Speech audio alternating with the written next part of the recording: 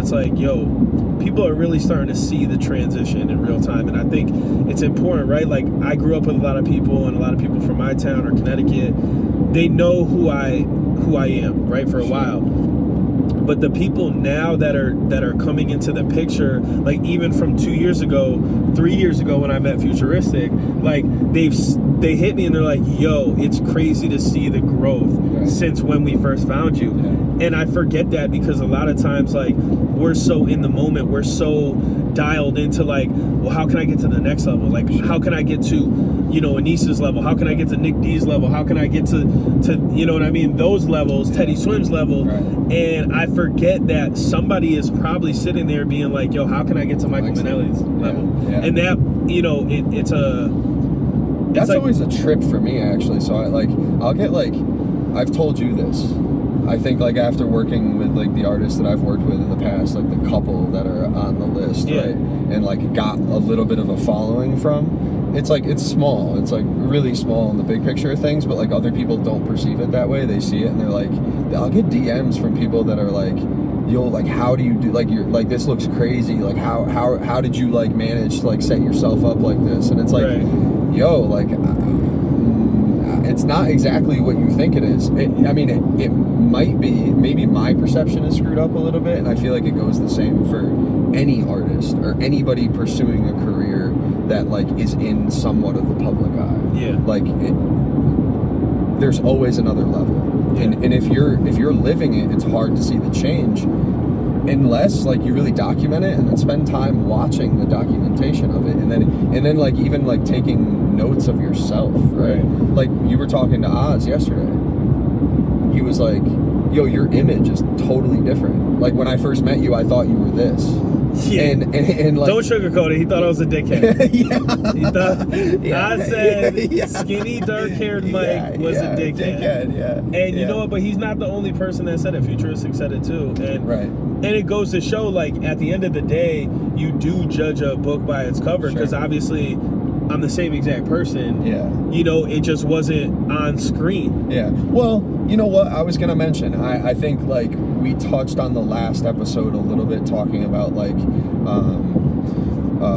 your security as like an artist and as a person, right? And I think that's grown like tenfold, even in the last couple of years. And I think it's probably a combination of like doing that work internally for yourself, but also like can't be ignored. Like, success in any way, shape, or form, and like it's looked at kind of negatively sometimes, like the validation that you get externally, it can give you that sense of confidence in yourself that like actually allows you to come out of your shell. In 3.4 miles, turn left onto State Route 77. I was gonna say that. I had to make sure. I had to make sure, because I was like, yo, they probably saw me be like, oh, if like, we drive, you know, no, we're good. Because if you take one wrong turn out here. But in 3.1 miles, we actually are turning. So it was perfect that I looked when I did. Wrong turns out here are not the same as like in New York City or Connecticut. We already did it once. There's no blocks to whip around. And I think it's about, I don't even know where we were, but what I will say is, and it just came to my mind, is like, yo, being ready, being hungry, and being maximizing the opportunity and being as efficient as possible in every situation, right? So it's like, this drive isn't just a drive. This is a content tour too. This is us going around the country, seeing something dope and being like, yo, let's pull over and let's shoot a TikTok. Like we just did 15 minutes ago. And it's like, and now we're shooting this. I mean, you know what I'm saying? And this is content. And Munchies with Mike and the car cover classics. Like, there's going to be so many different pieces, and that's us truly maximizing the opportunities that we have. Because why waste any moment? You know, when's the next time we're going to be in wherever the hell we are?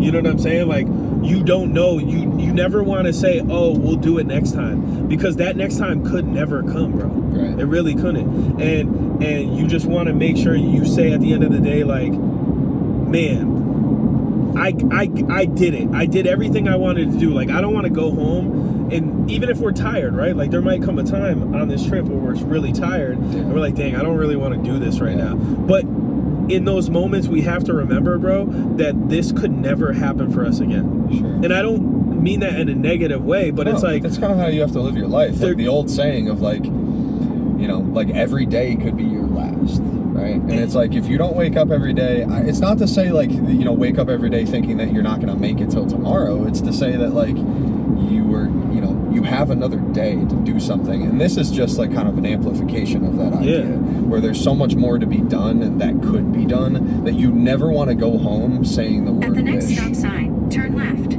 she, you know what I mean? She said, shut up, Dylan. Yeah. I got something to talk to you about. Yeah. And that's to take a left at the next stop sign, which... Not on the train tracks. No, this is crazy. Like, now I feel like Will Smith is about to pop out in Wild Wild West. You think so? Yeah. No, this is crazy. Yeah. I forgot about that movie. I was like, Will Smith, what are you talking about? I Am Legend? What are we talking about? Dude, I need a please, okay? You want to turn that down? Nah, her manners be wild, bro. Yeah. Her manners be wild. There needs to be disciplinary action. It's like, dude, come on, man. Come on, man. Come on. So, yeah, but Look at this. I just, the reason I say it is because we're going to keep, like, the goal is to keep growing, right? So we might never, Dylan and Mike might never be in a van together touring the country. Yeah. And this is something that we, in our heads, we always want to just have documented. Like, yo, remember? Like, we might be on a tour bus in a year from now with 10 other people. Right. And it won't feel the same. There's different hats to wear and this, and it'll never, and we'll look back and talk about these. We'll tell these stories to the people on that tour van. You know, and that's why I said, like, or if people complain about things later on down the road, it's like, yo, yeah, what do you me and Dylan did this whole shit. Like, yo, if somebody's like, man, it's hard selling the merch. Is it hard selling the merch, or is it hard selling the merch and then going on stage performing and then going right back to your merch table, being tired, but feeling the need, like, yo, I feel it's my duty to give every single fan an experience and a moment. So it's like, when you leave the show, I want you to be like, yo, the show was crazy, but I got to talk to this dude after the show like he's a normal person, give him a recommendation about food, or yo, you should go here and do this. Like, those are the things that stick with a person forever. Yeah, that's super special. You know, me being able to, like, talk to somebody who's much bigger than me and them giving me some gems that, like, they don't have to give me, like, those are what I hold on to the most. And so that's why, like, bro, I'm gonna tell you, there was a show we did, and I still feel bad about it. It still honestly bothers me. We did Austin, or no, it was Houston, Texas, right? So, like, I was with Anise and we were doing all these shows, and it got to Houston and we were about to have a 3-day break, bro. And we did the Houston show. Is it? It's just vibrating. A little shaky. Continue on to Navajo Boulevard. That's crazy. But so we did this Houston show, and, like, bro, I ordered hibachi 4 miles, turn right. delivered to the venue. Literally did the show, and what you talking about? Gotcha. Did the show, ate the hibachi before Anise finished his set, before the fans started coming out to leave. Yeah. And I just remember, bro, I was so drained, like, emotionally, physically, that, like, I low-key stood there and just, like, really didn't talk to anybody, and was just kind of like a shell of myself. And it was truly, Kate, we're doing a podcast. Can you actually stop talking to me? I'd appreciate it. Thank you so much. But yeah, it was just, and then, you know, we had 2 days off, and I was rejuvenated and well rested, and then I felt bad about that. That still lingers with me, that I feel like I didn't give every single person at that show the same energy that I did the rest of the shows. And it's just, you know, because I care so much. I want people to appreciate and feel the maximum Michael Manelli energy. Well, yeah, I mean, I think you always constantly have to remind yourself that, like, people, like, no matter how much the tickets are, they spent their hard-earned money on it, right? And it's like, it's not to say, like, oh, like, I'm chastising anybody who's an artist. I think I'm actually, like, saying, like, yeah, like these artists and like the people who are on the tours and doing the work and trying to put things together and make it a good show for everybody, like they realize that, but like at the same time, there are going to be those nights. Yeah. Like every single person that's on that tour has an important job, and it's an exhausting job most likely. Yeah. And there's going to be the nights where like, you know, you're just not on it. And I don't think that a lot of artists even talk about it. So that's why I think is interesting about like what we're doing like right in this very moment of like talking about what it's like to be on tour. Even though like I have almost zero experience with it, you have a little bit of experience with it, but it's a cool perspective because this is kind of the beginning of the story. And again, going back, it's like, this is the gauntlet. But I feel like what it comes down to, right, is like remembering that we're human beings and remembering that everyone goes through what we're talking about just in a different way, shape, or form. So it's like, maybe not in front of a whole bunch of people. Athletes, right? They have a game that they have to sit out because they're slightly injured or fatigued. Like, there's fans that bought tickets to that game that aren't going to see their favorite player play now. Right. And like, that might be the only game that they can ever afford. Sure. And then they see their team lose. Right. And they're tight. And then there's people who, bro, they have a big meeting the next day, and for whatever reason they didn't sleep that well, and they go in and they bomb their meeting or their presentation at work, and it's just like, some days you are drained, and if you're passionate about what you do and you care about it, like that's gonna sit with you, like, dang, like I could have done way better on that test, like I overstudied type shit, and so I just think it all comes down to just remembering everyone goes through it, but like when you're on tour, you really like, some of these people at these shows may never come out to a show ever again. That might be the only time they've ever seen a Michael Manelli show and ever will. And so I just got to remember every time I'm in those moments and I'm tired, that's what I pull from, that energy. Because there's always you always got the reserve tank. It's always there, whether we like to admit it or not. Like, you can always reach for more. And I have to remember that in those moments. Well, it happened to me yesterday. Yeah, you were right. I was like, I actually, there was one moment, there was 30 seconds where I started to get frustrated. Yeah. And I I walked away from you, and I was conscious of it for like, I'm starting to try to like change this behavioral pattern of like letting that eat at me, and I like hit the reset, and I walked away.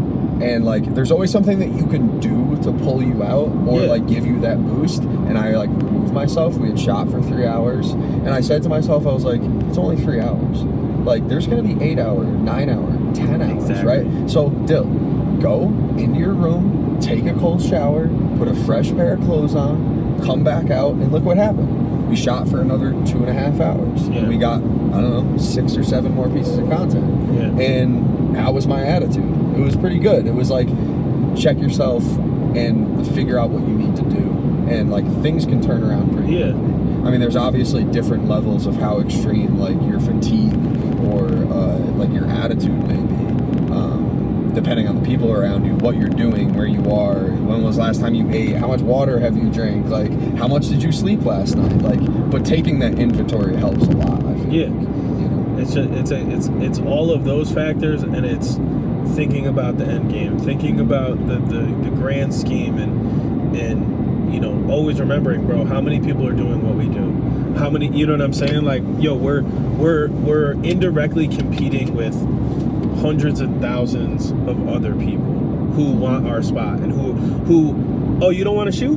Got you. We'll shoot your content. We'll do what you don't want to do.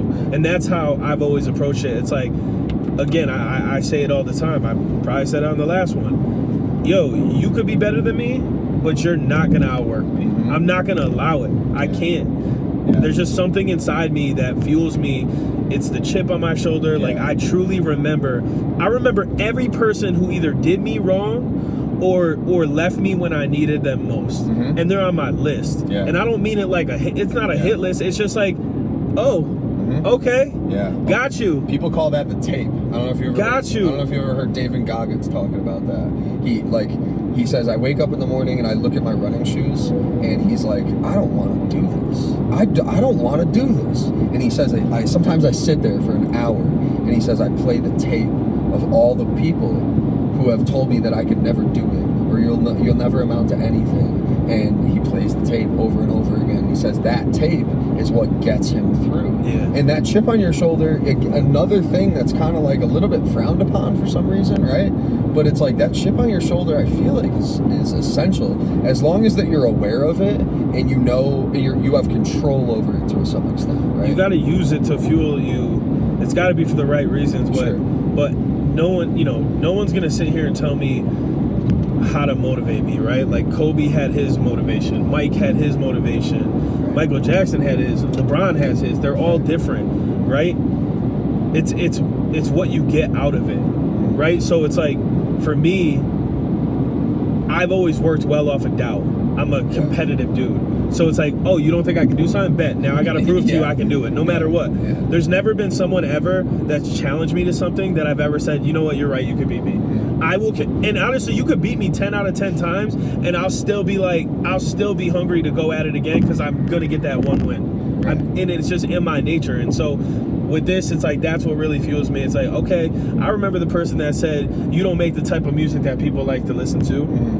And now more people are listening to my music than theirs. Sure. I remember the people that came in and said, you know what, like, we don't see it, because now people see it. Right. You know, I remember all those things. And it's not to like throw any like spiteful energy out there. It's more so like, yo, It's almost to be grateful for it. Because without it, where would you be? Right. Exactly. Yeah. No, and it's not like a backhanded thank you either. I mean, it like kind of is, but it's almost like, you know what? Like that situation and those trials and tribulations are actually the reason why I'm at where I'm at. They defined me for a lot of reasons, Right. and they made me tighten up, bro. Yeah. They made me for real, like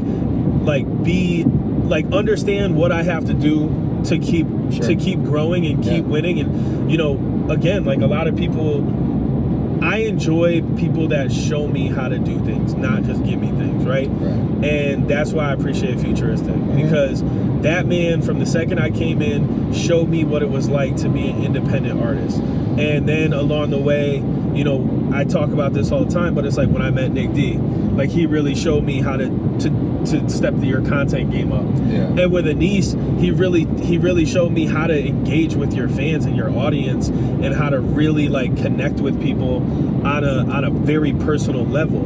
And it just, for me, it's like, yo, I've gotten each piece exactly when I needed to, in my opinion. It's all in God's timing, and I truly believe that it's gonna happen for me, and I'm gonna get to the heights that I want to get to, and I will be prepared for every situation, because I didn't cut any corners. In fact, I ran them laps a couple times in each spot, and I just made sure I stayed grounded. I always held myself accountable as much as I possibly can, and never let people around me, make me like shift my thought. Like if I thought something was good, then I thought it was good. I didn't need you to tell me it was good, or I don't need you to tell me something's bad. I know it. I'm very in tune with the perspective in which I need to be in. And I feel like a lot of artists, as you grow, or honestly, as you grow into any field, you tend to welcome the people who just naturally agree with you, and who make you feel good about you just always being right. And I think that for me is like something that I hold my head high on. Is like, yo, Mike, like don't put out half-ass songs. Don't half-ass a show. Don't half-ass your merch. Don't half-ass your content. Like, be in it. Be in all of it. Live in the moment. You know who the godfather of that is for us? Who? You know. Who? It's the same last name as me. Pat. Smooth. Smooth will tell you like he. Part of the reason why it works so well is because, first of all, he's my brother. Like he's my best friend in the entire world. We're 4 years apart. We almost look exactly the same. And you don't. Everybody says that though. Okay. So, but my point is that like Pat has the best interest of almost every single person that he comes in contact with. For right? sure. Yeah. So at the root of that, at the root of the situation is that. In knowing that when Pat tells me something or tells you something, like you're not, you're either not putting enough effort in, Mike or Dylan, or you're not doing this properly, or I don't think this is it, and I think we need to hone this, or that didn't work when you maybe thought it worked, or I maybe thought it worked for something or other, right? And it's the accountability of somebody that you trust who absolutely has your best interest in mind in the long run, right? Yeah. You're willing to hurt your feelings in the moment to make sure that it doesn't wreck you a week from now, 2 months from now, 2 years from now, right? And for me, it's Pat has always been somebody who is, his honesty is always, it's made me stronger. Yeah, well, there's a lot of battles back in the day too. And that's what I was going to get to, is that like even someone like Pat, right? Like Pat had to learn himself that he's truly not always right. Like, does he have a good grasp on everything? Yeah, right. And so but that came with, it's always a pretty level-headed opinion. It came with us learning each other. You know what I'm saying? Like, he had to trust my judgment on certain things and be like, you know what? Here's what I think. Yeah. But I know what Mike's saying. I understand where he's coming from, and that's why the music has become so intertwined. Like, when you listen to our music, it's truly me and Pat. You know what I'm saying? Like, he can go make music for someone else, and it's never gonna be what me and him do, because it's us bringing our greatness together and trusting one another. Like, I know Pat's gonna hold me down, and Pat knows I'm gonna hold him down. Right. And it's, trusting the people around you. I know, like, if we go to do a shoot, me and you, and I'm like, yo, what about this spot? And you're like, nah, that shit don't look right. Yeah. I'm not like, we'll do it anyway. Right.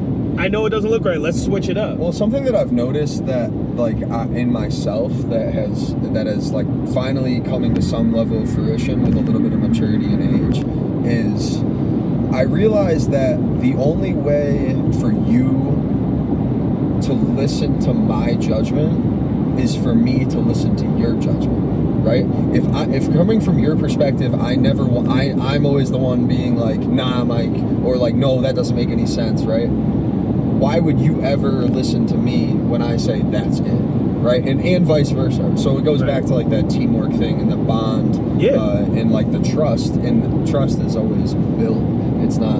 Trust is it's never given. Right. And if you think it is, then I don't know if like you have the right perspective on what trust actually is. Yeah.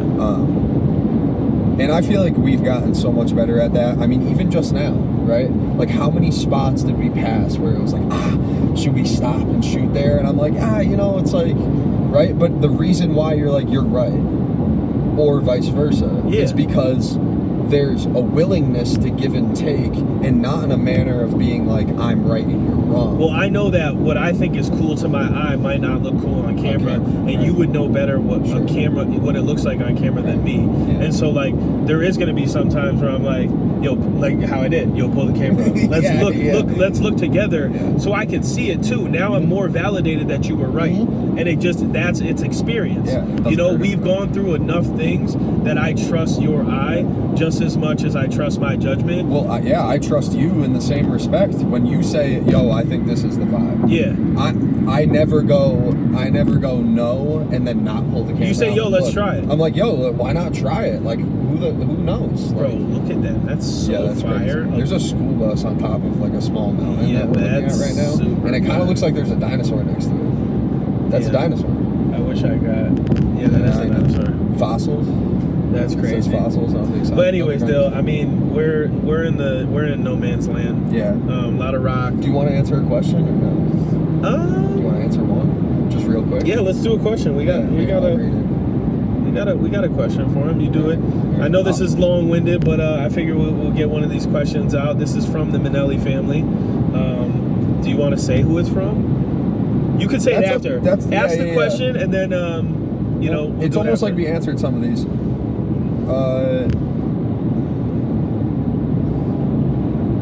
This is a good one. I think we touched on this a little bit last time, but I'm not positive. People talk about artists having imposter syndrome. What does it mean to you? Do you ever experience it or have any stories relating to it? Imposter syndrome. Yeah, feeling like you don't belong where you are. Feeling like you're not what people think you are or where you're supposed to be. right? Do you ever walk on stage and go, oh my God, I don't know if I should be here? Nah. Interesting. There's never been a moment where I walk on a stage or I'm in any musical situation and I don't feel like I should be there. My goal is always to add whatever I can, and sometimes it's not musically related what I'm adding. And let me give you this explanation real quick. So when I first met Anise, right, I always brought the energy. Every show I showed up to, when I walked in there, I was on. You felt my energy, you felt my presence, and I made sure that everyone felt it. And in return, Anise, everyone's like, yo, this guy brings great energy. We love when Mike's around. We love that energy. And so honestly, the second tour that I got, bro, it was based off the energy. Like, did I put on a good show? Yeah. But like, going back to everything, tour is a very stressful and tiring thing that you need people with good energy to keep your spirits high. Yeah. And like even Futuristic said it today. He's like, yo, you're gonna come across some bumps along the road. Just keep the energy and the mindset positive. And that's someone who's toured 200 days out of the year. As a matter of fact, that was the last thing he said. That was the last thing he said. And so for me, nah, man, I'm always like, earlier in my career, I felt the need to make people feel like I belonged, and now I genuinely don't give a damn. You know what I'm saying? Like, I am so me, it is scary. I don't care who I'm in the room with, or who I'm with, or who they are, or what they've done in their career. Yeah. Bro, I'm Michael Manelli, and it's all I'm gonna be. So I'm gonna give you what I got, and if you don't rock with me because of it, then you weren't meant to. And that's okay. I'm okay with that. But I would rather you not rock with me for who I am than rock with me for something I'm not and someone I'm not. You know what I'm saying? Straight up. So yeah, I don't think I ever try and be, and it's so funny because people make comments on my social media from time to time to be like, bro, that's not you. How do you know?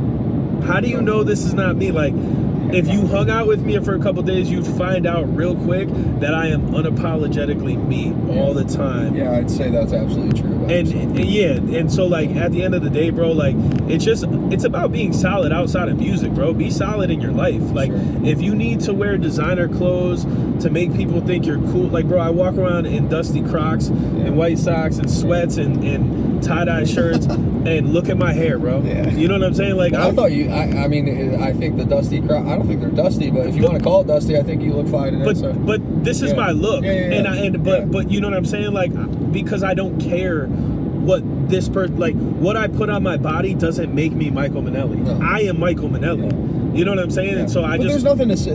That's not to say that like your image, like some people's like their like character comes from their aesthetic, right? Or it's a big part of it, right? So it's not to say that like if you want to wear designer clothes to feel more like you, that's a bad thing. Right. It's not necessarily that. It's just from your perspective. It's like I'm like, me is inside of me. It's my voice. It's my attitude. Yeah. It's all that stuff. It's like, but at the same time, your aesthetic actually might be important to you, because if somebody put you in designer clothes and like made you look like a totally different aesthetic, you feel uncomfortable. Right? Uncomfortable. So it is a part. I'd look great. Yeah. You might look. Oh great. boy, would I? But nah. Yeah. But seriously, like I'm always. Yeah. So I don't think I really get that anymore. I think why try and be someone else when we already got that person? We don't need two of them. We need one of me or one of them. Yeah. You know what I'm saying? And that's what makes everything great. So if anybody wants to talk about imposter syndrome, I got a PhD in it, so we can do a whole nother episode. But at the end of the day, bro, it's just about being true to yourself and feeling good, and when you go to sleep at night, you're happy with who you are and what you've created, and it's just being authentic. So with that said, man, that's it. That's another conversation, Tour Talks, day 1 in the books. We probably got a couple hours left, but the sun's going down, and we're still in the middle of nowhere. Absolutely. And we'll check back in with y'all tomorrow. Peace.